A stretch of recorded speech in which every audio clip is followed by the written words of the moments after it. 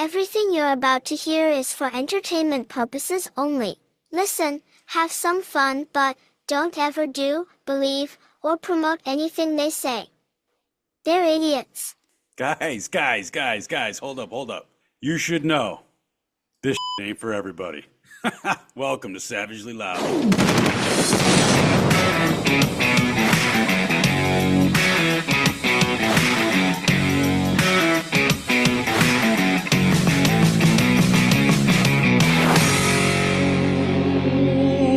What's happening, people? Welcome back to the show for the people that understand that facts divided by feelings equals failure. I'm Cliff, I'm your host, and today I got a special guest. Another one. Yeah, that's right. It's special fucking conversation. I think it's going to be awesome. But before we get to that, you know the drill. If you want to help me get this word out, get these truths out, you can follow me on Instagram at Savagely Loud. That is where I'm most active. On that page, you will find two links. One link to the Savagely Loud podcast page. If you could please follow me there too. That will inevitably be my backup page when they shut this one down. And the other link you'll find is just a link tree. Anywhere you listen, anywhere you watch, you can find the shit right there. Outside of that, you can follow me at Facebook, X, and Rumble at Savagely Loud, YouTube at Savagely Loud Podcast. You can also email me in savagelyloud@gmail.com. And they're still pouring in, so thank you guys for all that positive attention. I'm still blown away. You guys rock my fucking socks off, like I said last time. Thank you so much. Last but not least, don't forget to like, share, and comment. You know, do the whole notification, subscription, all that shit. You know, help me out. I'm helping us out. You're gonna help me out. It's all gonna be a big team effort. You know, so. Real quick, before we get to a special guest, a couple of updates. The website is almost ready to, I don't want to say release, I don't want to say publish, but it's definitely almost close to wherever that might be. So also, Savagely Loud, I got all my business paperwork in. It is now an official business. I can sell my merch legally. I've got my sales and use order. I've got everything set up. So the gear is now going to officially be on the way. All that shit you guys have been wanting is going to be on the way very, very quickly here now. I hope you guys are in. The other thing, I mean, since we moved to a 2-show week, I hope you guys are enjoying the second episode. There's not much to say about it. I mean, it's fucking awesome. This is a great fucking gig we got going on here. We're having really great conversations, whether it's you and me or it's us and our special guests. I mean, it's a fucking good time. So let's get to that damn good time. With me today, you may know him as Hurting Murphy, as he's making a fucking big imprint on Instagram, as I noticed as of lately. Yeah, buddy. His following's growing exponentially. It's fucking great to have you, man. You're gonna see Forrest on the thing that I guess it says his name. As we talked a little earlier, you're gonna start becoming a public figure, so you may have to go by that name eventually. Yeah, I mean, look, my people have already doxed me. It's like that's my name. Fucking Google me. I'm the only one on the planet, literally. So whatever, I'm here. You can't find my address though, actually, by the way, the one that's online. So fucking good luck finding me. But it's an honor and a privilege to be here, Cliff. I'm ready to get savagely loud with you, you know? Let's do it. So, I found you. You're with another guy. Fuck, man. Jackson, forgive that's me. My brother. Okay, I didn't know if it was your brother. I didn't know if it was your Yeah. business partner or whatnot. But that's how I kind of stumbled upon you and him as well. And Jackson Price, I think is that right? Is that on Instagram? I follow you guys both because I think you guys are fucking radical. You guys are really awesome. But here's the thing that I love most about you and him as well, is that you're very down to earth. And you don't seem like you're just looking for the clicks. You don't seem like you're just looking for that shock factor. I mean, like, and I don't want to talk shit about anybody, but there are people on the internet that I'm sure names come to mind that it just seems like they're just shouting hard R's and this and that's on the internet just to get the points and clicks so they can get the monetization. But you have this vibe to you, as well as your brother, which I'd love to have on the show if we could set that up too, and maybe even get you guys together on a third one. You know, but Absolutely. What I really loved about you guys, especially you guys, is that you seem to approach this topic like I do. Like you're very, very unapologetically pro-American, pro-white, but you don't necessarily dive into the realm of extreme hatred. Now, let me preface this for you. Like, I was a card carrying skinhead. I was a member of the organization, the biggest one, or one of the biggest ones. But so I have the blessing of seeing both sides of this, rather than being just consumed by hatred based on what you see, and actually wanting to find some answers as to why this behavior especially is taking place in certain communities, as well as how we fix it. And that's the vibe I got. Now, if I'm wrong, absolutely correct me. But that's yeah. Well, I mean, so like whatever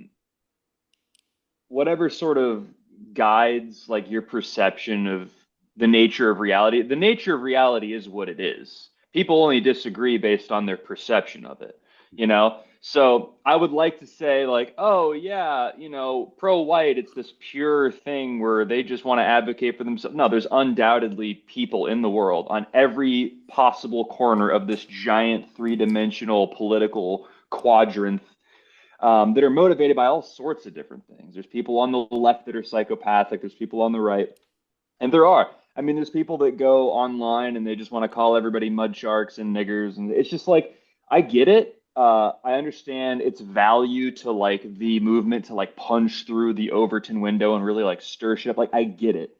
It's just not my style because and that's the whole thing like with the word racist, right? Because the word racist doesn't really like mean anything. And the way that I always explain, the way that I look at it is like, I don't actually think that there's a rational basis for hatred towards someone just because they're a different race. Like when people say, oh, it's just because of the color of your skin. Like if that were the case, that would be ridiculous, but it isn't about like, oh, it's the color of the skin. People have preconceived notions based on experience, and the experience is biased, obviously. So they might hate a group of people for like a seemingly, kind of misguided reason, but these aren't just arbitrary things that we go, oh, you're different, therefore I hate you. Like, it's really not that simple. So if you look at these people like Gypsy Crusader or Paul Miller or Handsome Truth, and again, like Paul Miller seems like a totally nice guy. Like I'd hang out with him, but I suspect that, and I've heard his story several times, like he's been radicalized to this point. It's not like he woke up and said, I just hate everybody. It's like, no, like things happened in his life that forced him to view the world this way. And I'm not saying that it's correct. It sort of depends on what you hold as like your highest axiomatic, like guiding principle. Some people it's Christianity, some people it's not. But for me, I am not a fan of unnecessary cruelty. I'll clap back. I'll be totally frank, and I won't apologize for my opinions if I hurt someone's feeling, but I do not take any positive delight in other people's suffering at all, even if I don't like the person. So none of what I believe is structured around a basis of hatred at all. I can really wholeheartedly say that, though it may come off as like hateful at times. And maybe it does come off as like resentful. There's some of that woven in there because it really is like there's a war of ideas going on.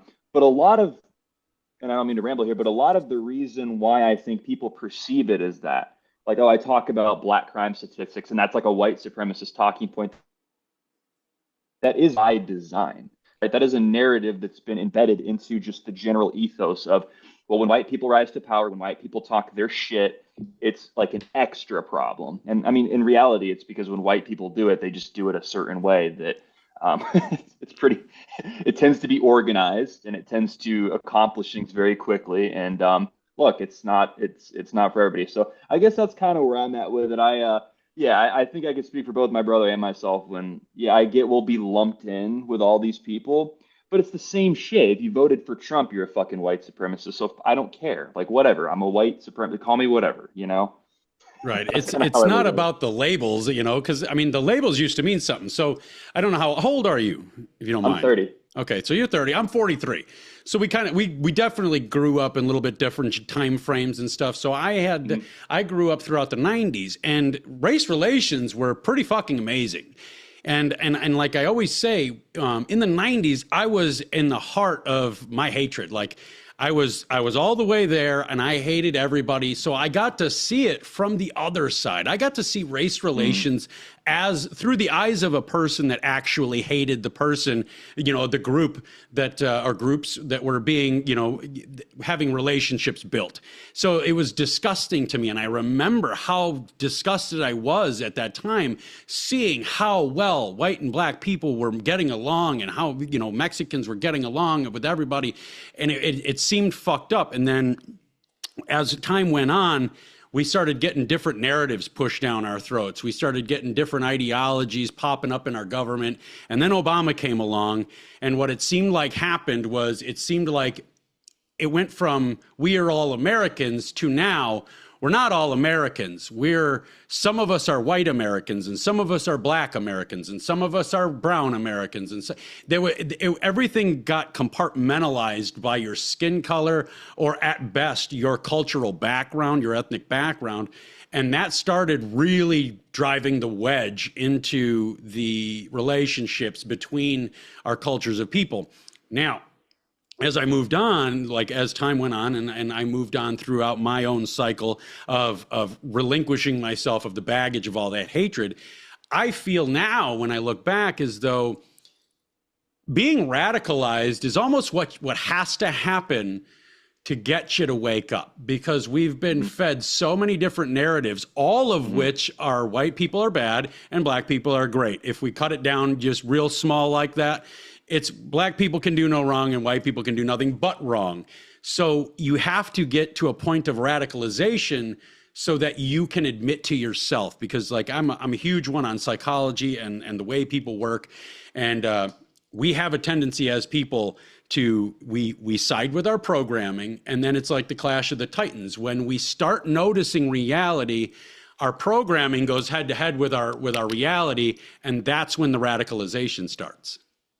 And there's this conflict of emotion and intellect where it took me about 2 years really to get where I'm at, because it was like this constant gaslighting where I'd be like, am I like in a cult right now? Like, am I crazy? Because it's like, literally, it was like at 27, 28, I started researching like the JQ and race realism and stuff like that. And I'm like, why, like all of this, despite the fact that it's so overwhelmingly compelling, is directly contrary to everything I've been taught and really internalized as a person. Like I didn't know I was being conditioned and that's the thing, like you watch like Europa and you watch all these things and you're like, oh, everything is propaganda. Everything. Like even those videos, like people like glaze, everything. Oh, Hitler's the perfect person. Hitler had some great ideas. He's demonized as like the worst guy. It's just not true. But if you watch Europa, it's like 70-30 Nazi propaganda truth. Like it's Nazi propaganda, but everything we're taught here is American propaganda, and America is corrupt. So we're not holier than thou. I'm curious to know about you. Like, so if you can paint the picture, like you're talking late 90s, you're like in your 20s, or you're like a teenager. And I was like, born in 82. Yeah, I was. Okay. Okay, go ahead. Finish your. So you were like a young man, like 15.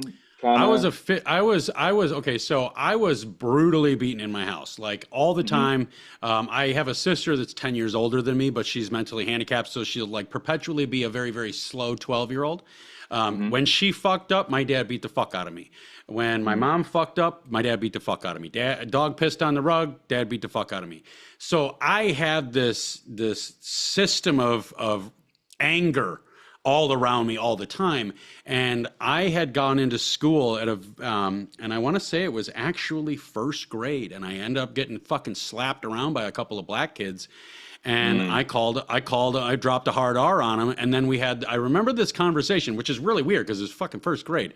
I had this conversation with this black dude about it's A, not ER, and I can't say it anyway. And I couldn't wrap my head around it. And then all of his buddies started gathering around, and then, and it just wasn't fucking nice. And then as school went on, I kind of started looking. I was always beat up. So people didn't accept me. People didn't want to be my friends because I was always bruised and I was standoffish. I have a nickname that people call me. It's Turtle. And it's because as soon as I walk into anywhere, I stand by the door. Like I have to stand by the door with my back to the door and my face to the crowd because until I figure out who's who could do what. It's just something I have to do. Like it's embedded in me now. And then come high school, I made a really big name for myself. I went to a Warren Township high school in Gurnee, and I was known as the fucking skinhead because by that time, I was already leading cliques. I had led 2 cliques by then. I was a clique leader at 15 because I was so violent. I had no problem spilling blood. I had no problem, just twisting motherfuckers' heads off for looking at us wrong. And that's when they started teaching me about because I used to wear the white laces, the boots and braces and stuff. And they're like, no, that's not your color anymore, And I was like, well, what do you mean? And I was a clique leader. I didn't even know this shit. And they're like, you get red now. And I was like, well, what's red? And they're like, you shed blood for us. This is your cause. And then you got your red braces because you're a CO, you're a commanding officer, this and that. So I was 15 teaching grown men how to fucking hate people. And come into high school, I had gotten in a situation. I had a best friend, and I kind of had gone burnout. I smoked a lot of weed and kind of withdrew from everybody. And he went the sport route. He was in wrestling and football and all this other shit. So we really didn't have much time to hang out or even talk because not everybody had a cell phone in their pocket back then. I was class of 2000. But there was this one dude, Devon Leroy, a black dude, and he knew us both. And he would go to, the guy's name was Wes. He would go to Wes and he would say, hey, Cliff was saying this shit about you. And then he would come to me and he'd be like, Wes was saying this shit about you. And he kept doing this. And well, I finally hooked up with Wes and I was like, dude, what the fuck is going on, man? And he's like, I don't know, but I haven't said shit. I don't have time to say shit. And we're friends, so why would I? Well, one day I caught Devon in the fucking hallway and I stuffed him up against the locker by his throat. And I was like, you're going to fucking knock off your bullshit. Cause I already talked to Wes and all you're doing is trying to start a fucking fight between friends. So knock it the fuck off. That's what I said. And then I dropped him. As I went to walk away, I hear, hey, Anton, this motherfucker just called me a dirty nigger. Okie dokie, it is fucking on now. And Anton was a guy, black dude about my size, and he didn't like to take a lot of shit from anybody either. So I walked, and I knew he wasn't going to fucking do anything. So I walked into the class, and we had U.S. history, and the teacher's name was Miss Fowler. She, bless her heart, was the tiniest little white thing, but she had the biggest damn heart. She wanted to get between me and this other motherfucking giant, Oh, no. And we didn't. Neither one of us wanted to get expelled from school because my dad would just shoot me. So, and his mom might have done the same. So we decided that we're going to fight. 2:00 the next day because it was early release. We'll just not get on the buses. We're going to go down to Oak Plain Road and Grand Avenue, which is a intersection right down the street from the school, and we're going to fucking have it out. I walked out that day and people swarmed me. I walked out one entrance of the building by the north entrance, and people swarmed me, and girls were crying. They're like, you have to go. They're going to fucking kill you. They're going to fucking kill you. They got guns. They got knives. They're going to fucking kill you. And I was like, who the fuck is that? And I looked down, and they had 3 rows deep at the end of the sidewalk waiting for me on school grounds. And so I walked right into them. I was like, fuck them. I'm not going to walk away because they're going to own me forever. So I walked down, and now it's cold out. So I got my trench coat. I've got a vest underneath. I got my bag on. Walked right into the fucking center of the circle. And Anton walks up to me and he goes, you know what's going to fucking happen, right? And I was like, yeah, you're a fucking filthy nigger that can't handle your own fucking problems. So you had to call all your boys. So as soon as I start beating your ass, all your homies are going to jump in. Do I got it right? And he goes, it ain't like that, but yeah. And I was like, cool, let's get it done. So we decided we're going to hold off. And this is where this is also coincidentally part of where I started exiting the skinhead kingdom. But we held off until 2:00. And then all of a sudden, like 10 to 5, I was talking to one of the guys that was supposed to be helping me out, who was from a clique, not my clique, but a clique, and that swore to help me. Talking to him, and all of a sudden I got fucking nailed in the back of the head. Right in the back of the fucking head. I don't know what it was, but it fucking dizzied me up. So I spun around, I tore off all my shit, and I just started swinging. Well, one of these homies got me fucking real good in the face, like really good, dotted me up real good. So I was all dizzy and shit. And I remember stepping back, and we had this knee-high wooden fence. and I tripped backwards over the fence, and I was on my back. And there was just motherfuckers raining shit down on me as I'm just screaming every epithet I could fucking handle, I could think of. I took a couple of them out. I had a couple of teeth rain down on me from one of my boots. And it was pretty cool. But I got up after the fight because security came. So they naturally all ran because they don't want to stick up for themselves and answer for what they just did. Security came and I was going to walk home. And they're like, you can't walk home. No, you got to be seen by the nurse. So they bring me downstairs and I go in to see the nurse. And like I said, I was dotted up pretty good. I was still walking. I had better abuse from my dad. But right then, as I had the dean, my dean, in that school, we were split into groups because it was such a big school. And my dean was Miss Van Halzen at the time, who later became Miss Walgren. But she said, and we had a problem from day one because they called my parents in on day one because they found I drew a Slayer poster in my notebook because I'm an artist and I liked the fucking art. And they called it satanic. So they called my fucking parents in. And my dad literally told her, she kept calling herself, we're as us educators. My dad doesn't want to listen to that shit. So he's like, you know what? The only thing you're educating these kids on is how to hate the fucking system. That is a banned poster. I can pull it up on your computer right now, but I'm sure you're going to refuse to do that because you just want to hold my kid liable. I had a reputation in her defense, in the school's defense. I had a reputation. I was such a bad kid that I got kicked out, or I got graduated from my grade school with a 1.5 grade point average. They just needed me out of the school. So we had a problem. Well, she walks in and she goes, what happened? And I was like, yeah. I was like, I got jumped by like a lot of people.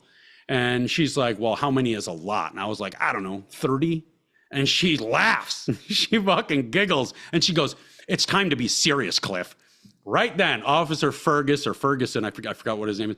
But Officer Fergus walks in. He was the school police liaison.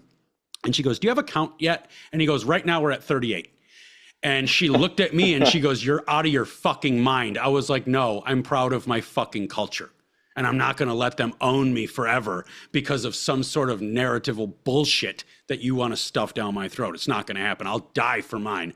And I told her, our chant was, race is my religion and my skin is my uniform. That's the way we operated. But that was the moment like that. Well, I shouldn't say the moment, but the event where I actually started transcending the skinhead kingdom too, because I later then had fucking words with the clique that was supposed to be helping out me, and they didn't do a single fucking thing. And they're like, well, we couldn't risk the exposure. I was like, you were going to let your own fucking die because you didn't want to fucking, you didn't want to answer for anything. That's fucking bullshit.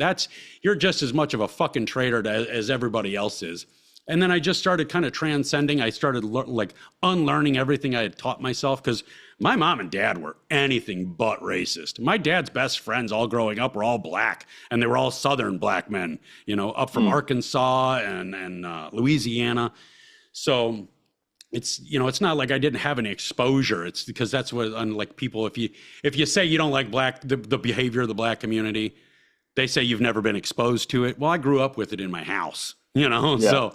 But right. So I just started unlearning and talking to black grandmas and, just anybody I could get more information from. And I think that's where I say, I think you need to be radicalized in order to wake up, because that's the moment where I really woke up as to, I was already awake to other cultures not liking me, but I had no idea that my own didn't like me, or didn't like me enough to actually stand up for me, no matter how much rhetoric they pumped my way.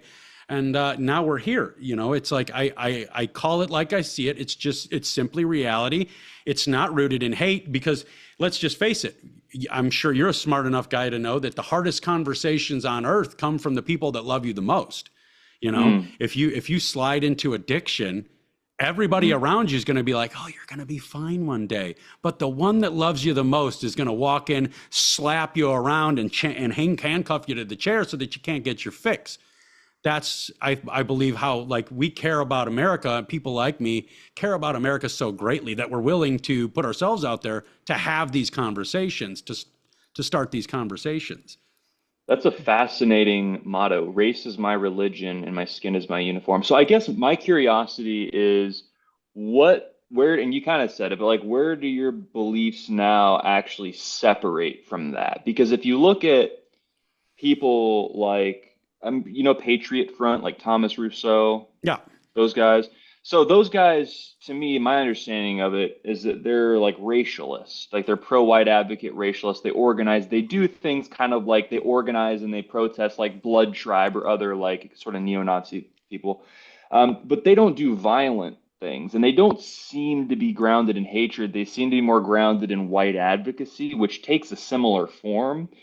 But it's kind of the same sort of like fundamental of, okay, race is the highest, most primary value. Like it's not your belief system or God or your country. Like it's your genetics, like who you are. And I think that there's something to that. I think that that actually makes sense. I don't know if it's the highest, but it matters. And like coming to like, waking up for me is like, oh, race, like it actually matters. So, I mean, I guess where do you part from like the radical, I want to kill everybody kind of neo-Nazi people? Well, that's the whole thing is when you transcend that level of hatred and you be able to take that 30,000 foot view, is you can see when okay, so when you're radicalized, you don't see any validity in anybody. If as long as they're on the Right. wrong team, you don't see validity. You just can't physically see. Your mind blinds your eyes to it. But Hmm. once you can start seeing the validity in other communities, I think that's where we start having the conversation of what is white pride. Because I hear brown pride. We've got MMA fighters with it tattooed across their fucking chest, black pride, black power, and all this other stuff.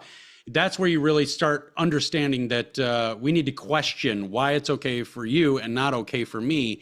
But those questions are no longer rooted in an incendiary manner to where you're trying to start the fight. Because when you're radicalized, that's what you're doing. You're trying to start the debate, like you're trying to start Hmm. the altercation is what you're really going for.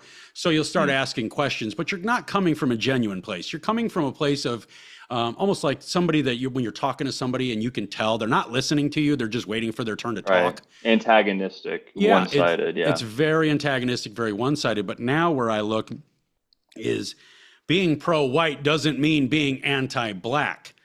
Hmm. Being pro-white doesn't mean being anti, Mexican or anti, we'll call it diversity in general. However, I Hmm. don't believe that diversity is a strength because people are tribal. In our cores, people are tribal. And I think Hmm. if people could wake up enough to look at the prison system, because if you really, really want the most primal view of the way humans operate, you could look at Right. prison systems because Hmm. in the prison system, you're not allowed to be this transcendent, thought leader. You're pigeonholed into your tribe, and it works that way because they separate, and there's smaller fucking problems. There's going to be issues here and there, but when everybody's separate, there's a lot less problems. But we live in the real world. We live in the outside world. And we also live in a world that is never going, we can't go back to 19, whatever, 60 something, five, I think, and redo the Immigration Act. We can't go back to a single culture society. So we're going to have to look at what we can do to coexist, if nothing else is coexist. But that's a level I wasn't able to think on, and I think that's the difference between when I was radicalized and now that I'm just realistic. Hmm. My mind is allowed to question things without this bias of hatred, without this I want you to all fucking die, Right. and I Right. think I think that's really where it is, and but it does come from a place of care for America because, like I said, we Right. can't go back to a single culture society. It's never going to happen because look what happens when you try to go back to a single culture society. Gaza. That's what we're seeing there. Is we're seeing a culture attempt to go back to a singular culture society, and it's not being received well. So that's unfortunately what you have to do if you're going to achieve those goals. So we're not in a place where we can do that. So we're going to have to get along, and if we have to get along, well, there's some shit we've got to talk about because you do some shit that I disagree with. And I understand my people do some shit that everybody else disagrees with. Like I always say, Go for a walk. See if you can't trip on a rock and not land on a white guy trying to fuck a little kid. I mean, we have our own issues. One of the differences being though is that we tend to take care of our issues more so than other communities. Right. But yeah, we're quick to condemn our own, yeah, we're all Subaru whereas they drivers. aren't. Yeah. Yeah, well, I guess I wonder, like you're saying, like we can't go back to I mean, we could never, and that's the thing. There's like this weird purity spiraling thing ultimately, and like this is an unavoidable reality, is even if it was all white people, like, Western European, it's still infinitely divisible how people will be tribalistic in nature. So there will be the Spaniards versus the Italians versus French, and they're all like white, but like there's going to be differences. I guess is how extreme are these differences? If you put a Spanish person and a Somalian next to each other, they're nothing alike. Right. Whereas if you put a Spanish person and a French person, they're both Mediterranean European people. There's just more in common. You know what I mean? So I guess for me, I always, I think the way that I look at America in terms of like an idealistic sense is just predominantly white. And then obviously we have black people. We brought them here. Yeah. We had them segregated for a period of time, and it was better for them too. Like it was Yeah. better. They succeeded better. So I wonder, like, is it possible to like revert back to a racial segregation sort of thing? But then like I have friends that aren't even white, so I'm just like, would I see we've created this place now where we're so woven in with each other that it's complicated. And there's the people that are like, oh, kill them all. But again, it is sort of like this masturbatory like LARPing that people do. It's Yeah. like that's not going to happen unless we have like a modern day Hitler or something like that. That's just not going to happen. So I do kind of like to live in reality a little bit, like you're saying. But I guess for you, like, what do you think the way forward is? Because there's no denying black and white and like, depending on where you go, if you go outside, you're probably going to be relatively safe. But if you go anywhere that's predominantly black, you're just more likely to get robbed or killed. Like the recent statistic that I heard is a black man is 30 times more likely to kill you Yeah. than a white person. And it's just like, yeah, like I'm not a victim and I don't go around like, oh, whoa, whoa, but like that's a problem. That's a problem. So how do we solve it? Right? Like how do we move forth, do you think? Well, I think the easiest point at the easiest way to move forward at this point would be to try to figure out some sort of segregatory process. Okay, just because the way I look at it is, when you've got kids and they're not getting along, what's the very first thing that you do? Mm-hmm. You go to that fucking corner. You go to that fucking corner and shut your fucking mouths.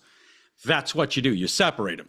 Well, we can't get along right now. So I think that, and you touched on it earlier, when during segregation and black people doing quite well.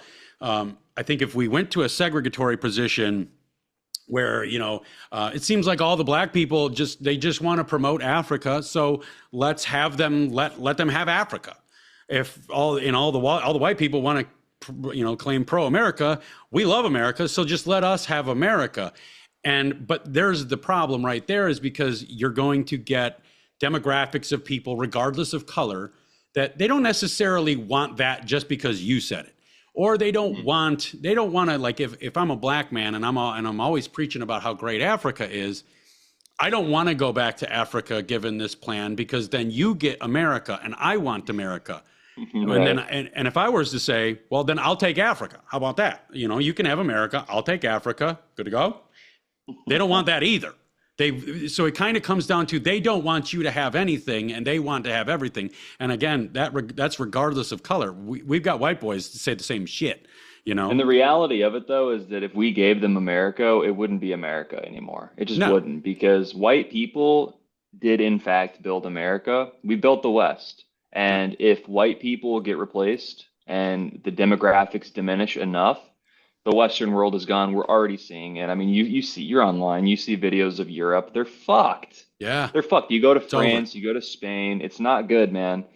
And I do not want that to happen to the United States. And part of me is like, okay, how much of it is me being in an echo chamber? How much of it is maybe like this hatred that I'm harboring that I don't really know that I'm harboring. And I really try to check myself on a literal daily basis because I'm in this shit. I'm in these conversations. I'm in this meta.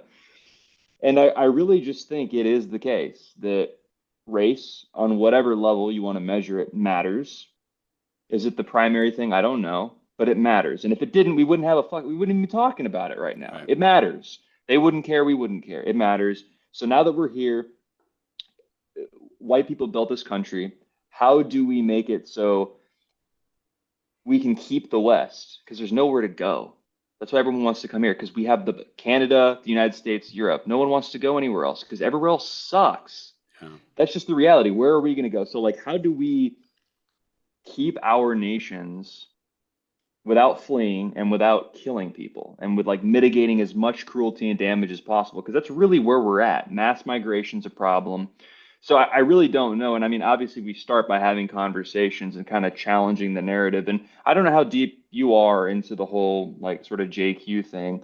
I do believe that it is sort of a top-down agenda, like an anti-white agenda that extends far beyond black people, because black people, generally speaking, I don't think they just hate white people. I think they've been taught to hate white people. I think that they've been conditioned to believe that we are these evil, oppressive people, when in reality, we've gone further than any other group of people to meet them where they're at in their needs, especially in the last, 50 or 60 years. We don't hate black people. We're sick of their shit. But again, it's like there was a time in the United States where they were better. They were better off, and we were better off too. And we didn't hate each other as much. And there was obviously conflict, but they had representatives in their own communities. They didn't have this like weird resentment. And oppression almost kind of kept them in their place, if that makes sense. You didn't see this like ratchet, crazy stuff. But again, it's people have become degenerate too. I'm not trying to say it's all them. It's like and that's what leads me to believe it's a top-down thing. We don't have Christianity or spirituality anymore. We have more drugs. We have pornography, degeneracy, LGBT. All that stuff is like Marxist and predominantly Jewish propagated stuff. And I think that is the foremost prevailing issue is Jewish control. I do, and I think that supersedes all of the other issues by far. I would agree. Okay, so here's my thing, and I was just in a conversation about that basic topic earlier. I get people every day because I don't bitch about Jews on the internet. It's like every single fucking person you see is bitching about Jews on the internet. We still have these other issues that are going unchecked now because the latest, greatest fucking craze, it has got everybody's attention. But I think the Jewish, I mean, it's just statistical fact. I mean, you can research this quite easily as to everything, going back, thousands of fucking years. The way the Jews operate, they funnel in people into areas so that they can be ruined, so that it forces other people out, and then they can come in, take control of the ghettos, and make the money and this and that.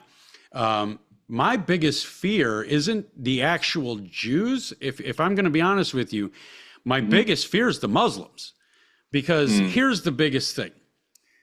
The Jews, they believe everybody that was not born Jewish, and very specific manners of being Jewish, both parents, blah, blah, blah. They believe that if you're not that, you're born to be their slave. Well, we've been slaves to the Jews for decades and decades and decades and decades. At least since 1948, we've been slaves to the Jews. We're tax slaves. And that's modern day slavery for the Jews, is just tax slaves so that they get rich. They charge us more taxes, they charge us more, and then they inevitably degrade our quality of living down to where we don't even question it. The problem with me is Muslims. Muslims are they're just as dedicated to their religion and their people, but they're violent about it and they're vile about it. And my thing with Muslims is, one wants to make you a slave, but one wants to kill you. And then if and then there's this option of you can convert to Islam, but then they'll kill you anyway, because then you're a turncoat and they can't trust you, later on, and this and that and the other fucking thing. They don't treat women like human beings. I don't think anybody should be covered up, head to toe, and not be able to be. Their whole ideology is just dog shit to me. And now, Mhm. that's not to say that there's not some peaceful Muslim people out there. That's not to say I don't have a couple of peaceful Muslim people, couple of peaceful Muslim friends. However, they know that I believe their relationship, their religion is dog shit, but they operate in a different manner that I'm not familiar with. Like, you know, the women are allowed to speak. There, you know, you do have to ask permission for the man. Like, if you walk up to a couple of friends of mine and they're in couples, you have to ask the man for permission to I shake kind their. of like that. I gotta say, I kind of like that. I'm kind of woman pilled a little bit too. I think they should have to ask permission. I will, so I'll agree with you. I will say this. Yeah, I'm not a fan of, look, I don't want them here. I don't want them here. Any But religion that here's, marries kids is there's yeah, nothing left to talk about. and there's nothing, I mean, you can literally, you know them by their fruits. Like, what has Muslim culture contributed to the world in the last 100 years? Nothing, nothing. Pain. And you look at even Jews. Jews have contributed towards Western culture disproportionately because they are intelligent people. And that's part of the reason why they occupy the positions of power, though it doesn't speak to their actual modes of control, which we could get into. But the only thing with me and the Muslims is like, yeah, I get it. Like, I don't want them around me per se, but they don't hold any power. They don't have capital. They're not in the government. They're not in Congress. They don't really make any decisions. They're really used in Europe predominantly as like a in Dearborn, Michigan, as like a biological weapon, Yeah. a means of control by the Jews. So I get like, because on a first person hands-on level, those are the ones that we actually encounter when they're raping people in France and they're stealing and all that. But really, like, who's bringing them here? You know what I mean? Like, Oh yeah. who their religion is incompatible with ours, and there are people who are in power that know that. I don't want any of them. I want white Christian people to run my government. I really do. And I think that plenty of like fully assimilated non-white people can get on board with that. I get people in my DMs all the time, black dudes, and like this dude from he's like this Polynesian Australian. He's like, "Yo, I fuck what you guys are doing. We got to save the," like, Asian people really get it. Yeah. Asian people really get it because they're high IQ. They are not victims. They do not play the victim card, but they really see it for what it is. If you listen to people like Arthur Quanley or whatever, they really understand that everyone living in America is benefiting from Western culture, which comes from white people. And if race is primary, you need white people to maintain that. And other races get on board with that. So we can totally coexist with people that think that way. But if we have, like you said, Muslims or black people that hate us or want to strip that from us, it's just not going to work. You know, Here's my dream world scenario. This is Mhm. a distant dream, you know, perfect case scenario. The way I see it is everything, as we've noticed, everything that happens in Europe eventually happens here. It's a lot like saying, you know, whatever happens in California eventually happens across the United States. Mhm. And what we're seeing in Europe is an absolute Muslim takeover of every place, and the UK as well. Now, there are people in power that are not Muslim or not Middle Eastern, and some of them aren't even Jewish, but they are playing into that and they're allowing that. But that's coming here. So the way I see it is perfect case scenario is we can wake black people up. We can say, hey, we could sit the whole black community down and we can sit the whole white community down, at least the ones that are smart enough to get it and then kind of travel that message to the other people. And we could get black people to pull their heads out of their asses. Okay. Stop believing that white people hate you because you're black. Stop believing that every question you receive is because somebody hates you. Start looking around your communities. I just did recently an episode. I compare and contrasted suburbia and the ghetto. Why suburbia thrives and why the ghetto crumbles is because nobody gives a fuck in the ghetto, you know. And it had tied back to a statement I made that I got a lot of heat for in a piece of content that I made. I said third world people create third world countries. Third world governments don't create third world people. You can't put a first rate mind in a third world country and ever have it become third world. It's just not Absolutely going true. to happen. So Absolutely true. I transitioned that into the ghettos, into the black neighborhoods. How come when I drive down here, I see nothing but trash all over, unmowed lawns, brand new Escalades in the driveway of a house that doesn't even have any windows left in it, and obviously doesn't have any electricity. Like, why do I see this? If we could, in dream world scenario, we could get these people to wake up and start prioritizing their community, the community, and put it over, put something over the fact that you're black, like the community, the whole as an entire, like what, if you live in a city like Chicago, like that's because I'm just north of Chicago. Um, Instead of having like Auburn neighborhood and Gresham neighborhood and this and that, and the back of the yards, and look at Chicago as a whole and say, what can I do to unfuck this place? And if everybody did that, it would get unfucked pretty quickly. That would put us in a situation where white people, black people, and even Mexicans, I call everybody south of the border Mexicans. It's all the same. Yeah. So, yeah, I mean, South Central America, whatever. But I think that we could be actually the greatest fucking allies because we were at one point. We proved it. Over 600,000 people in our team died to save them from slavery. And slavery, they were sold and purchased by their own people. And the Arab slave trade. I mean, white people own the least amount of slaves of anybody throughout history.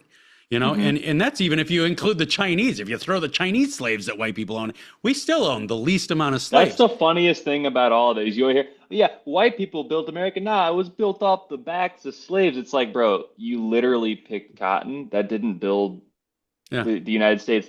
All of the wealth was destroyed during the Civil War. If it was built off the backs of anybody, it was Chinese people, and you never hear them complain about it. They built the fucking railroads. You never hear them go, oh, well, we built it because and they're disproportionately more wealthy per capita in the United States than white people. So this whole victim shit is nonsense. Like, if we're just living in reality, it's a racial thing. It is. It just is, you know?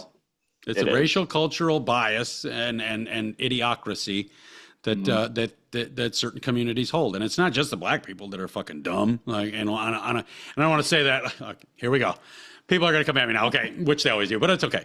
I don't mean black people like as a whole are dumb, but a lot of you motherfuckers are. Like, a lot of them are. They're just too stupid to get out of their own fucking way. Like, why is it? Okay, so I had this really great conversation with a black dude. Started out piss poor, and we actually ended up coming to a certain level of agreement, because it's like, if I'm pro me and you're pro you, we're not hiding anything. And I think that's a lot of where negative conversations come from, is because everybody thinks that there's something under the covers. So you're hiding something. You're hiding your contempt for me. No, if I don't like you and I know you don't like me, now we can have a real conversation. Well, he said to me, and I actually kind of found it profound. He said to me, he's like, the only reason you hate me is because I'm somebody where I'm from, even if it's not as nice as where you're from, but you're still a nobody where you're from. And I'm like, and I had to think about it. I was like, yeah, that's actually profound. He's got a Range Rover in the ghetto and everybody admires it. Everybody knows his name. Nobody fucks with him. Like, he is somebody from where he's from. And I'm nobody where I'm from. But I would argue to say that that's not why I'm mad. Like, I try as hard. It's really weird, and I'm sure you do too. Being an internet personality, I try to stay away from people. Like, I don't like people. Like, I have a contempt for people, and I have extreme trust issues. So I just try to stay away from them. But he was onto something for, I think, the broader masses. Everybody wants to be known. Everybody wants to be famous. Everybody wants to be the guy that everybody bows to. And he is. And that may translate to a broader demographic of people than me. But I thought that was an interesting situation. Interesting. Yeah, people need to be led by other people in their groups that think that way, because that's the thing. All the things that I believe, I really like when I say, oh, I want whites to reclaim America and be like, so I want whites to be the one to run America. It's like people will interpret that. It's like, I think that is best for everybody. I really do. I think that is in everybody's best interest. It's not because I selfishly, personally want that from my living room, like it's going to matter to me. right? Right. I think that it actually makes a difference. I think that it's necessary, if that makes sense. So I think that, there's all these figures like I don't know, you know who Marquette Devon Burton is? He's the saint and the sinner guy. He's like I've one of heard those the name, but I anti-Israel. can't. Yeah, he's like an anti-Israel, pro-black guy. He's pretty smart. He has an incredibly condescending, sort of sanctimonious disposition, and I find him insufferable. But when I listen to him, he makes some really interesting points, and I'm like, oh, okay, like these are the people that we need to represent blacks, not fucking rappers and like all this gay shit, which again, like we have like a top-down control, and blacks are being exploited, you know? Whites are being pussified, and blacks are being just turn into animals. It's fucked up. See, and here's the thing. Okay, so like, and you're absolutely right. Whites have been, while everybody else is breeding, while everybody else is having kids, whites are busy trying to cut their kids' dicks off and make them girls and make them gay and all this other And shit, or not have waiting kids at until they all. have their life figured out and being a career woman and all that Yeah, shit. yeah. Like one of my a great friend of mine, Dominic Izzo. I'm not sure if you're familiar with him. Dominic Izzo is a great friend of mine, and he's online, and he's the guy that holds cops accountable. Like there should be a poster in every precinct that says "Stay the fuck off of Dominic Izzo's radar," because he's going to chew you the fuck up. Because Dominic Izzo, he sees he's a retired police officer and actually from an area I lived in previously, which is really bad, called Round Lake, Illinois. But he really honors and cherishes the duty of a police officer, the job and responsibility of a police officer, and he sees that nobody is doing it correctly. Everybody's Right. fucking it up. All these One of TikTok those cops are, guys. yeah. So he what the fuck was I going to say? He's one of those guys that does the whole like, I know my rights. He goes into a precinct with a video camera and that type of shit. Oh, no, no, no, no, no, no, no. He doesn't do that. That's Oh, below him. okay. What he does is he finds stories of like police abuse, of power, of anything. He has a lot of friends, and then he just busts them out, and then he elaborates what they fucked up, why they fucked it up, how they fucked it up, why they should be off the force or why they should be reprimanded or this and that. He doesn't do that like intrinsic journalism type thing where he wants to go Right. to places. No, he just pulls his information off of the internet and breaks it down, and he does it brilliantly. But he got me, yeah, I had a point to that, but yeah, but anyway, he's a great friend of mine, but he has an opposing view of mine. Like, I don't particularly appreciate cops. I just don't. I don't see them as respectable human beings. Every day, I see these motherfuckers flick the cherries on, run red lights, and pull into the gas station to hang out. Like it's that kind of shit. Or every day you're reading stories of well, they were a good cop, but they got just involved. No, they weren't a good cop. They were protecting all the bad cops in the fucking precinct that they knew were doing shit. They just weren't Right. saying anything. That makes them a bad cop. So we have this radically different ideology revolving around cops. That's where my point was. But we can have these conversations, and I've woken him up a little bit. He's woken me up a little bit. And like you had just said, which I find very, very, it's indicative of high intelligence. You were talking about that guy that you absolutely don't like him. You find him insufferable. He's this and that and the other thing, but you take the time to listen. And that's where the information comes from. You have to listen to people you don't fucking like to see why you don't like them and see, Oh, sure, yeah. and to further break that down. I think that's very indicative of high intelligence, but we don't see that in the black community. I have several black fans, I actually a lot, and we converse a lot, but they're the anomaly, and it shouldn't be Yeah. that way. So now if we could have the conversation, like in the dream world scenario I was telling you about, we could have this conversation. We could wake the black community up. We wouldn't have to worry about the Jews exploiting them. We wouldn't have to worry about anybody turning them into animals because their level of character wouldn't allow it.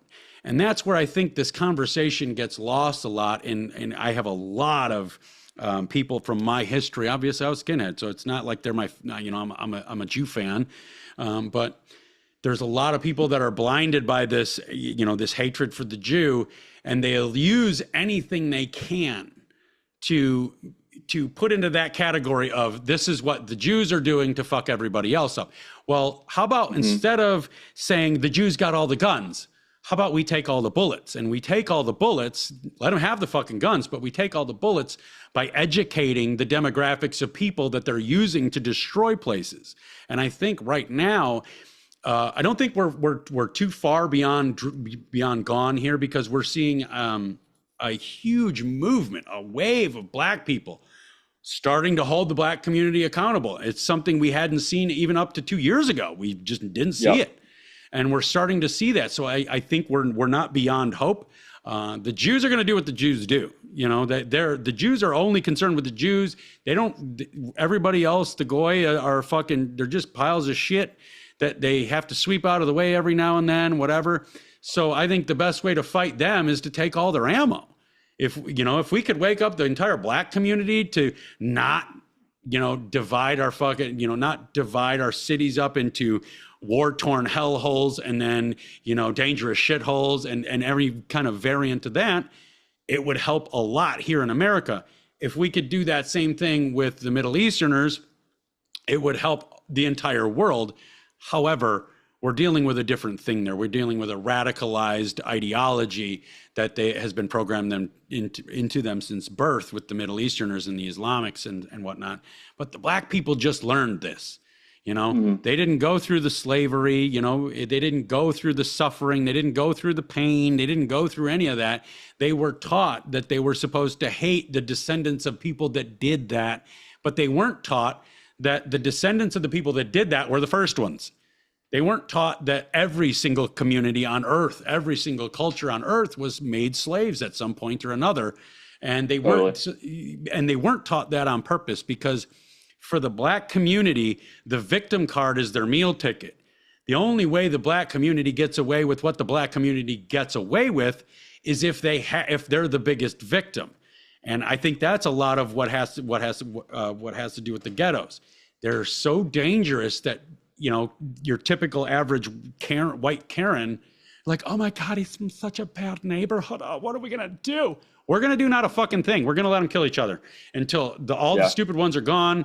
There's nothing you can do, because the harder you try to reach out, the more forcefully they push back. So I think that's, Mm. I absolutely don't disagree with you that this is a top-down problem, but I think the solution is a bottom-up approach. I think the Yeah. Well, that might solution be is, right. Yeah. yeah, the solution is to take the bullets out of the guns. Let them have the guns. We're trying to take their guns right now. Fuck their guns. We want to buy their ammo. It's much like the cops did, the feds did in that ammo shortage 10 years ago, where nobody could get 22 LR. Nobody could get Oh 22 yeah. LR, but then they found 900 million rounds in a fucking police warehouse because they bought it That's all. so crazy. Yeah. There is something to be said. Some people are like on the right way and they're like, oh, well, the black on white thing, that's just a psyop. Really, they want you to fight amongst each other and like you're focused on the race issue. And really, the real problem is the Jews. And it's like, I'm not really sure what to make of that. I think, like you said, and I liked what you said earlier. It's like you have to kind of move forward, like in a pragmatic way, in a realistic way. So, unless there's like a Fourth Reich or something, and Jewish people are politely removed from all of their positions of power overnight, we're gonna have to like learn how to coexist. So maybe the best way forward is to establish sort of an understanding between the thought leaders on between the groups, black and white being the main ones. Um, and I think just having fucking conversations like this, I think this is like where it starts. Um, I think I'm optimistic, Cliff. I think I'm optimistic. I don't know. You see a lot of stuff on the internet. The internet's an interesting place, and I don't know. Maybe we can. I'm curious to know what your opinion and if you're like in the loop on like the AI stuff or not. But I'm an artist, so I'm a musician first. It's kind of really like what I'm passionate about before anything else. And I see AI art and AI music and AI video, and I just see it getting better and better and better. And for the last couple of years, I've been like devastated, almost just overwhelmed with a sense of dread just regarding AI. And now it's starting to become like really part. I saw like Matt Walsh post about it. He's like, it's gonna take every job, and it's blah blah. And it's really kind of disheartening. I mean, there's gonna be full length podcasts just like this that people generate in 30 seconds. That's all AI. It's like you couldn't even tell the difference. Hey, make a Cliff episode with Forrest or whatever, and it does it. And it's like I don't really know what that means for the future, and I don't know how into that stuff you are, but maybe I'm kind of curious to get your take on it. I'm heavily into the AI and the whole overview of it because I've had my own design companies, digital design, t-shirt design, that kind of shit. My wife has had a website company that she built websites and stuff, and AI fucked it up for us. And it did it pretty fucking quickly, actually. So How so? that's a problem. So if it can fuck up that, because here's the thing, creative people, whether it's music, whether it's art. I'm an artist. Like I prefer pencil medium and charcoal, but I do it all. I do oil paints and all that shit, and I also do digital design. Everybody thought we all thought, all the creatives, we thought we were rock solid because we're creative and a robot can't be creative. And we found out that the robot can be creative. And then we found out that the robot can, in essence, be more creative than we may be able to, and it can get it done very fast.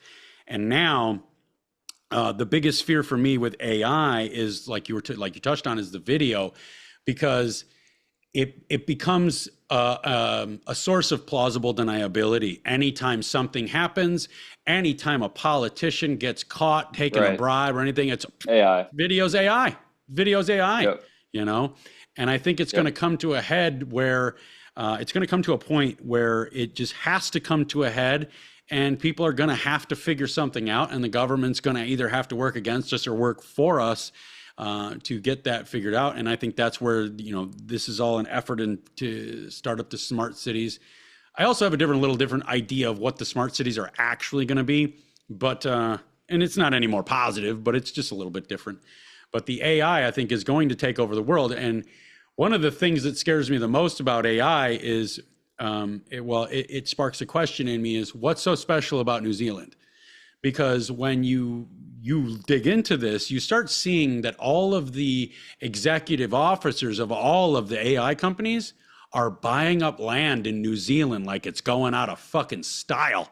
And specifically New Zealand. They're all buying land in New Zealand. So it makes me wonder what's going on in New Zealand. Like, is that the last place that can be touched by this? Because they all also say that it's going to kill humanity. They said that since day one, and then they continue to creating it. So how is it, now that they're all moving to New Zealand, it makes me like, well, how is it going to kill humanity? Is it just going to take all our jobs and starve us to death? Because we can still farm, so what could it do outside of that? Yeah, there's a lot. I mean, I use AI because I have to, but unless like a neural network or like a model can take a physical form, the only real threat is that it takes everybody's jobs. But if it takes everybody's jobs, then that makes energy free. And if energy's free, then it would just, I don't even know, like I'm not an economist, like I don't know what that would be, but like if we don't need factories, and we don't need oil rigs, and we don't need electricity grids, and like it just figures it out, then I don't know, like would we be able to sort of reestablish a more primal kind of like sense of meaning, or would it be so consumerist, like the movie Wall-E, where everyone just got a fucking headset and they're like, "Duh." You know what I mean? Like just watching AI porn. Like I don't know. I imagine all these different kind of things, and I think it'll be gradual. But I mean, if you're looking at how quickly AI has progressed, it's insane. I mean, the video, and like you said, we're literally 3 to 6 months away from any video you ever see at any time. We have no idea if it's real or not. right. I mean, some of the Sora 2 videos I've seen, I'm just like, this is unbelievable, Yeah, yeah. I think the problems with AI are going to be, they're going to be in the background that nobody really looks at, because the way I see it is, is, like I'm a car guy, I build cars. So every time I approach anything in life, I approach it from like I disassemble everything in my mind. I find where we start from and then build up from there. And when you look at AI, you're seeing like, what was that? What's that one that's like 1,000 acres under roof? And it's going to take a 216 billion gallons a day to cool the whatever. I think we're going to run out of water. Like I think what we're doing is like, and I heard I think it was Rogan that said something like, "We are the worker bees for the machines. Our job here is to create the machines to get rid of us." Because that's the inevitable go-to is like once AI runs everything and we've got robot soldiers and drones and missiles and all this other stuff, they're going to say, well, the biggest fucking problem with the planet, which it wouldn't be wrong, is people.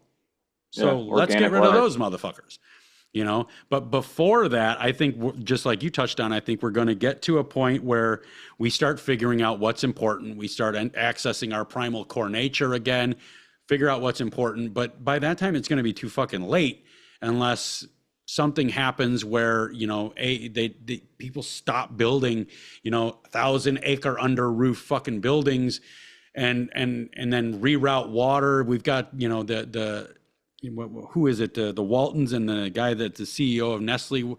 They want to divert the Colorado River and charge everybody to have water from it. These are the problems I associate. All the residential properties, or now hear me out, Cliff. Oh yeah. Or none of that shit happens. We vastly overestimated the power of AI, and it just kind of integrates into society just like the internet did. That's totally possible because like I will grant it's sort of like the end times are here, like people have been saying that forever. Oh no, Y2K, oh no, the internet, oh no, cell phones, oh no, what like there have been problems like with every kind of new sort of explosive innovative technology, but it's worked out so far. Now, granted, this is like leaps and bounds beyond, but so is everything else. So was the telephone, so was the television, so was the internet. So there is a part of me that's like, okay, maybe I'm just like a boomer and I'm like, oh no, this is a problem, and maybe it's like not a problem. Maybe it will just be only good. Maybe that's like delusional. That's possible. I don't feel that way intuitively, but that's me trying to grasp onto like, maybe we'll be okay. Well, I think the big thing with AI is the human factor, and that's a variable that you can't measure. And when I talk about the human factor, I specifically mean human greed. Human greed has only increased throughout the course of time, and now we're living in a society where we literally have billionaires like The Rock and Oprah. Okay. I don't know. As soon as the Maui fires came on, they said it's going to cost $5 billion to rebuild the island. We need you. Motherfuckers, you got that in the bank. Yeah. But you don't want to part with it. So you want all the poor people to donate their money so that you don't have to part with yours. And then we get Jeff Bezos. He's the largest online retailer ever. And for the longest time, he was on a government panel and that kind of wrote retail laws, especially online. And that's why he didn't have any fucking taxes, because he gave a bunch of money, lobbied so-and-so and, here and there. And online businesses didn't have to pay taxes. So that put online businesses ahead of brick and mortar, because brick and mortar have all these other, attached costs. And then what happened later? Well, online business started taking off, and the big wigs of the brick and mortars, the Sam Waltons and all these, they got mad. So they lobbied, they shut that down, at least drew it back a little bit so that they could continue making their money and make a little bit more money. And then while they were making more money in the brick and mortar, they then set up their online, thing. But now, and I would say in the past 20 years, we've heard a lot about automation. Lots of automation. Everything's got to be automated. And why do they want everything automated? Well, to keep costs down. Is it to keep costs down, or is it to keep your profit up? Because employing humans is a great thing. That employing humans and providing them with a livable wage and a purpose is what keeps neighborhoods safe. It's what keeps families flourishing. It's what keeps countries, on the up and up. But now, ever since this automation thing happened, that's all we hear about. Now we've got more companies that are selling automation than are actually selling real products. So that's, I think, the problem is the human greed variable will inevitably force AI to get rid of human careers, and because they want to have all the money. It's no longer good enough to be the richest guy on the street. Now I got to be the richest guy in the state. Now I got to be the richest guy in the country. Now I got to be the richest guy in the world. I mean, look at Elon, richest guy in the world. I think he's number 2 now. Actually, I think he got passed up, but richest guy in the world, and still cannot just let go of making more money. By a Jew. Yeah, shocking. Oh, Larry Ellison, who just bought 45% of TikTok, by the way. Yeah. I'm not on TikTok. I got banned on TikTok. So I talked a bunch of shit about Chinese people and they were cool with it. I talked a little bit of shit about black people and they're like, we're not having that. Yeah. That's how it goes, dude. What do you think the future of AI is? Like, I like the idea that maybe it's all positive. Maybe this whole thing will work out. But what do you really... There's something to be said about the concept of like overestimating something in the short term, but underestimating it in the long term. I think perhaps we're overestimating it in the short term. If you go on like the newest model, the 11 Labs, if you go to 11labs.io and you do like their generative AI music and you type in, make me a rock song or a Slayer type song about fucking being a neo-Nazi or whatever, it'll do it and it sounds great. But no one's driving around listening to AI music because there is still, like, if the humans are the consumer, there's still the human element of like anticipating a song from an artist and knowing what went into making the song and knowing about the person. Like, there really is that element. Like, it isn't necessarily the product itself, right? Like, if you see like a guitar and it's hanging up on one of those glass cases, it's like, oh, okay, it's a guitar. It's $199 fucking Epiphone or whatever. But then you're like, no, like Elton John owned that guitar. It's like, oh, like it changes the perceived value, but only in the eyes of the human, because the objective product, like the object itself, is just the same thing. So it's almost like this metaphysical narrative that exists like in the air, right? And the product is just like a manifest, like an embodiment of that. So music's the same thing. I mean, obviously it's not a physical product, but it's like a signature, right? It's its own code. But then there's the narrative around it. It's like, oh, I typed in fucking make me a rap song about beans and it spit it out in 30 seconds. It's like cool. It's like for novelty, it's cool. But nobody really gives a shit, even though it's almost more impressive to be able to do that than to have someone write a song that took them a week to do. It's almost like you can just type something and it makes a fucking song. Like, it's unbelievable, but like no one gives a shit. It really is just a novelty thing. I've played around with them, like they're interesting, but I suspect that they're so derivative at this point, at least, that they won't be able to create anything that like moves the actual creative lexicon forth. Like, I'm really into music. When I hear something that's really good, I get chills. Like, it really like affects me. But I haven't really gotten that from AI just yet. And maybe we'll get there. But so far, it's still in that zone of kind of like uncanny valley. It's like slop, Yeah. Even though it's like when you put it up next to a song, it's pretty much like you wouldn't really know the difference to an untrained ear. But again, I think that it does have to do with like that narrative, that like, oh, something went into this, and knowing that, because really ultimately we're the ones who decide whether or not something is good, whether or not art's good or music's good. If there's art and there's no humans around to observe it, it's like it's just there. Yeah. So humans are necessary. Yeah, I do. I think humans are necessary. I just that's the other kind of thing about AI is it goes everywhere. It's like it gets in everything. So on one aspect, it's never going to take over, and maybe on another aspect, it's already taken over. Right. And then Yeah. where does the human aspect or the human element fall between those extremes? Um, and like you talked on, I've been thinking about it since you said it. Is like it's like, man, maybe this whole AI devastation of the world is the narrative to get people to do something now, or something. I don't know. There's always an angle. There's always an angle being Hmm. worked. But yeah, now I'm thinking about it. But it's an interesting situation because it's a logic based robotic program with the addition of a human element. And now that we're also seeing it become sentient. We're seeing AI systems lie so that they don't get shut down. We're seeing them completely rewrite their code onto another server before it shuts Yeah. down. They're attempting to survive now, and that's another scary aspect of the thing, that we created. And I kind of add that to the New Zealand thing. So yeah, I don't know where we're going.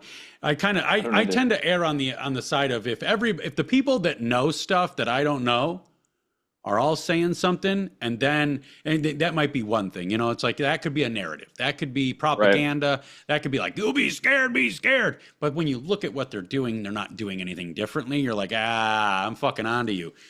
However, Sure. this particular scenario, everybody that runs AI companies is saying it's going to kill the world, and they're all taking action to what seems to be avoid certain areas, and they're all going to New Zealand. Like that, that's a real thing. So Hmm. I do wonder, where we fall into this whole system. I don't fucking know, Cliff. Shit, dude. What the fuck are you here for? What good are you? I thought you were here for the answer. Here with I'm all the going. answers. I'm going to New Zealand, dude. That's where I'm going. Yeah, if all the I'm gonna fucking go hang out smart with all people. the technocratic Jews in New Zealand.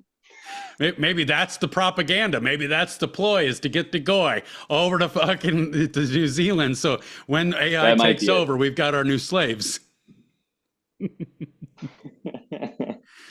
So let's Sounds uh, reasonable. let's bring this thing around. Let's try to wrap this up. All If I right. asked you, what do you think is a dream world scenario in Forrest's mind for the future of America specifically? We won't touch on all the other places, but for the future of America specifically, what do you see being the dream scenario? There's the there's the dream world where everybody holds hands and we remain multicultural and everyone gets along. That's not going to happen. If I was the king of the world and I'm just some guy, so I get to say this, and I'm an artist, I'm not a politician, so I have like the escape hatch of like I'm just talking out of my ass, which I am. Yeah.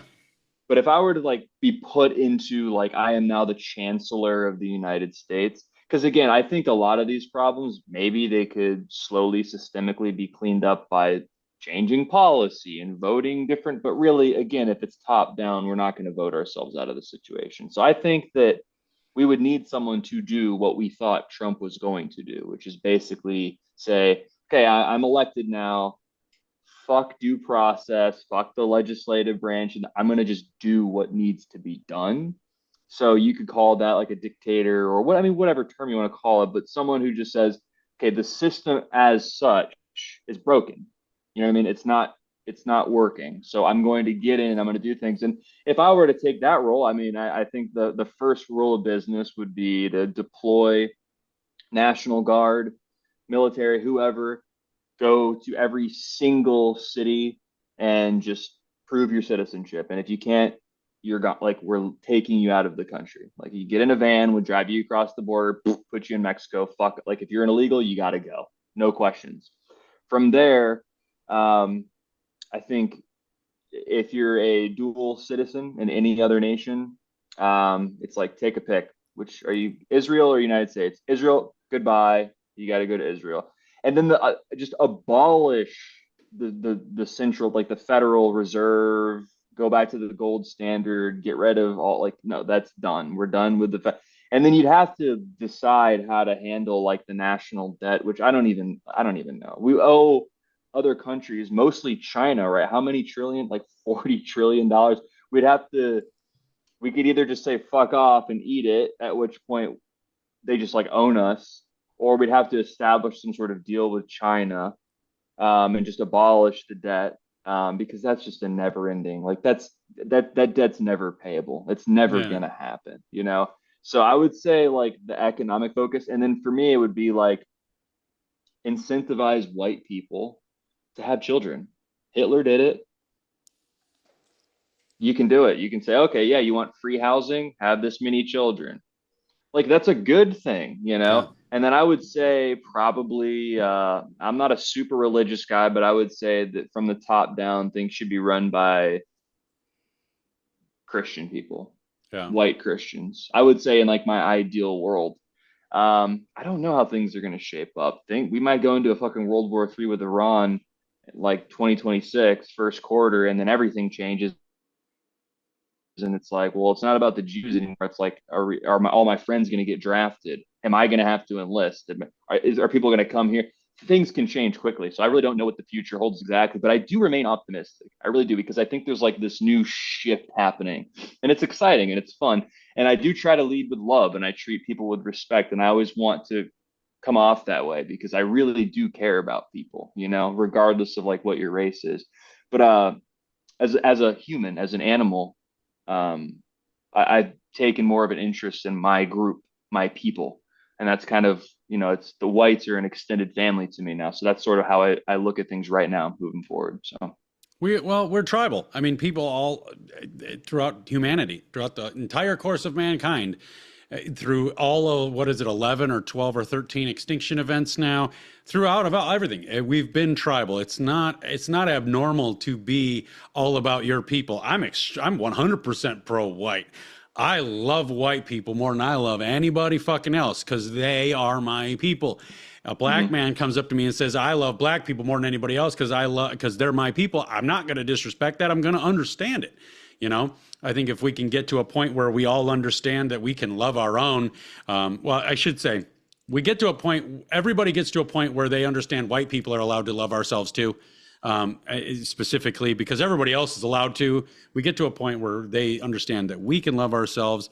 It would help a lot. And like you said, it's the breeding. Like white people are the only fucking people that aren't breeding. It's you know, I don't know if you've seen the movie Asians too. Idiocracy, but Asians are fucked. Asians yeah, are they're especially in not doing Japan. great. Yeah, yeah. Yeah, Korea, But Japan, I don't know if you've seen the idiocracy. movie. Yeah, Yeah, Idiocracy. That's exactly what we're living in right now. Like everybody just jerks off, but doesn't have any kids because everybody's too stupid to fucking get anything done. yeah, You know, yep. dream world scenario. I would agree with you. I would agree with the Christian people, Christian white people running the country. Because here's the thing, I don't really give a shit about religion in essence. I'm a God guy, but I don't give a shit about your religion as long as your religion isn't kill me centric or make me a slave centric. Outside of that, you know, because once your religion becomes about killing nonconformists or making them slaves, you no longer have a moral compass that is pointing towards humanity and compassion. You have that primalistic compass that points towards survival and thriving of your own. So Christians seems to be the only people, like as you said earlier, we're fucking absolutely pussified as white people and Christians. But that pussification of Christianity has led to some great things. I mean, it does. It has led to some great things in time. But yeah, Sure. if we get back to that, I think that's, I would totally agree with you. I would totally agree Fuck with you. yeah, dude. All Let's right. get it. Let's do it. All right, before we get to our Hopelessly Human segment, because that's what we do every episode. If you're just tuning in, every single episode, at the end of the episode, I end it with a little bit of a pick-me-up. We remind ourselves that people are out there that still give a fuck about other people since we get so far down into the weeds. But before we do that, if you want to help me out, help me get these truths out, you can follow me on Instagram at Savagely Loud. That's where I'm most active. On that page, you'll find 2 links. One link is to the Savagely Loud podcast page. Please follow me there. The other link is a link tree to wherever you want to listen or watch at. You can find us there. Find me there. Outside of that, Facebook, X, and Rumble at Savagely Loud. YouTube at Savagely Loud Podcast. SavagelyLoud@gmail.com. Please email me in with your questions, comments, concerns. Even if you want to talk a little shit, I'm all about it. And don't forget to like, comment, and share the material. Before we go further, where can they find you? Tell everything. Like, give me your sites, all of them, your pages, all of them. Put out your brothers Sure. too, because I think he's So a cool ass motherfucker. Yeah. So my DJ name, my music producer name is Hurting Murphy, Hurting, Hurting, ouch, Murphy, Murphy, Hurting Murphy. And that's on everything. I usually like right now I'm predominantly on Instagram. You can follow my backup, Murphy Got Banned, just in case. And then my brother Jackson Price, JacksonPryce. I'll bring him on here, or I'll have him reach out to you. And then we have like our collaborative because we have our solo ventures and we have our Frojax or something, collaborative right? exactly Frojax FROJAX underscore on uh, Instagram and then YouTube Frojax official, and that's kind of where we blend both like the music, like live interviews with people, social commentary. We just kind of do everything. Omegle videos, stuff like this. So we kind of have all those channels moving at once. I'm like right on the edge of breaking fucking 20K. I'm at 19,915. So I'm like, let's hit the fucking 20K. So anybody Let's wants to help with that, feel free. let's do it. Hell yeah. So guys, follow Jackson Price, follow Hurting Murphy, follow Murphy Got Banned, follow Frojax, follow everything everywhere because this dude's going places and so is his brother, which we are definitely going to have a fucking powwow one day on the show. Totally. And that being said, let's get to our Hopelessly Human segment that starts a little bit like... People can be really rough. They can be quite tough. They can get in the way, but at the end of the day, some aren't only stupid, some are hopelessly human. Yes, they are. Some are hopelessly human. I am not one of them. But this lady that I'm going to tell you a quick story about it's labeled the grocery store angel, and it's a quick one for you. During a particularly tough economic downturn, a single mother found herself struggling to provide for her 2 children. Bills were piling up, and her pantry was nearly empty. One day, while shopping at her local grocery store, she noticed an elderly woman observing her from afar. Unbeknownst to the mother, this woman had a heart full of empathy. As the mother reached the checkout counter, she realized she didn't have enough money to pay for her groceries. Embarrassed and disheartened, she began to put the items back when suddenly the elderly woman stepped forward. With a gentle smile, she offered to cover the cost. The mother was taken aback but gratefully accepted this unexpected act of kindness. This simple gesture not only provided immediate relief, but also reignited her faith in humanity. And that is the show. We're gone.